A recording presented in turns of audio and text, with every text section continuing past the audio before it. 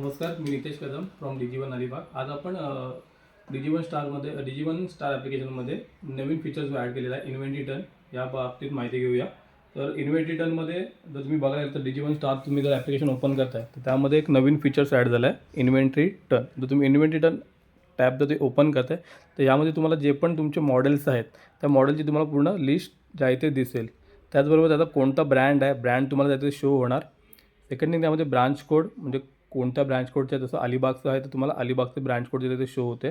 त्यानंतर त्यामध्ये कॅटेगरीमध्ये तुम्हाला LCD आहे, फ्रीज आहे, वॉशिंग मशीन आहे ते तुम्हाला आहे ते शो करेल. त्याच्यानंतर पुढे मोमेंटल टाईपमध्ये काय आहे RA मॉडेल जे आपल्याकडे म्हणजे UL जे मॉडेल आहेत ते तुम्हाला आहे ते शो करेल. आता जसं माझ्याकडे इथे बघते तुम्ही जर 32 MS 670 हा मॉडेल आपल्याकडे UL मॉडेल झालेला आहे. त्यामुळे याची तुम्हाला तो UL शो होतो आहे. थोडक्यात RA मॉडेल जे आपले UL मॉडेल आहेत ते तुम्हाला या इथे शो करतील. त्यानंतर त्यांची सेलिंग प्राईस जी काय असेल सेलिंग प्राईस तुम्हाला या इथे शो करणार.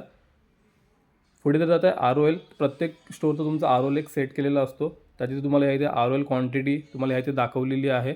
त्यानंतर आपल्या स्टोरची क्वांटिटी जी काय आहे ती तुम्हाला क्वांटिटी आहे ती तुम्हाला शो करते जी क्वांटिटी आहे ती.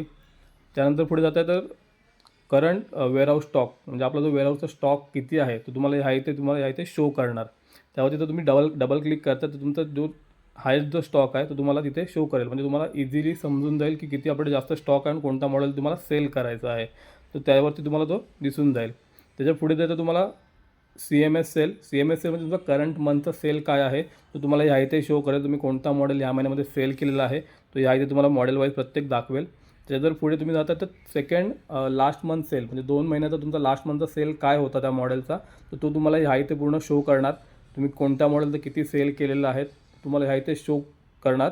आणि तिसरं आहे तुम्हाला टोटल सेल जो आहे तुम्हाला 3 महिन्याचा टोटल सेल असतो की तुम्ही लास्ट 3 मंथमध्ये किती सेल केलेलं आहे ते तुम्हाला ह्या इथे ते शो करेल. समजा त्या ठिकाणी आता तिथे 0 वगैरे आहे तर तुम्ही लास्ट 3 मध्ये एकही जर प्रोडक्ट विकलेलं नाही आहे समजा तो 0 आहे तर तो आपल्या इन्व्हेंटरीमधनं तो आउट होऊन जाणार. तर तुम्हाला 3 महिन्यामध्ये तो एक मॉडेल आहे तो सेल करणं गरजेचं आहे. नाही तर मग 3 महिने तुम्ही सेल काहीच नाही केला तर तो मॉडेल आपल्या इन्व्हेंटरीमधनं निघून जाणार. त्या इथे तुम्हाला 0 दाखवेल. ठीक आहे, थँक्यू सर.